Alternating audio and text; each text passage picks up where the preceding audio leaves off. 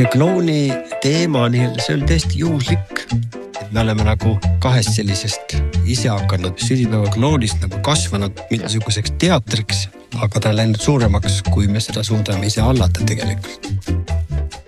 Minu peale on kõik see vastutus. Mõningad ongi nii, et ei ole kedagi teist ja mina olengi ainult Siimu. Ise kangesti populariseerib, et tulge perega teatrisse. Siis oma pere jätame upakile.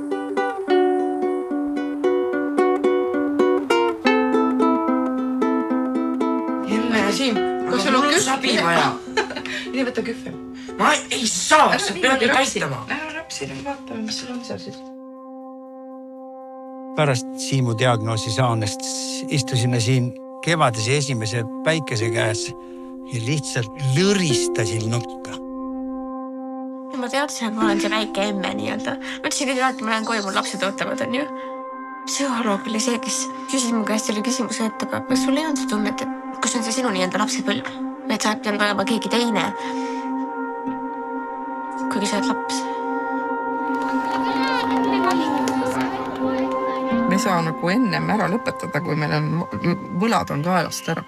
Olla või mitte olla.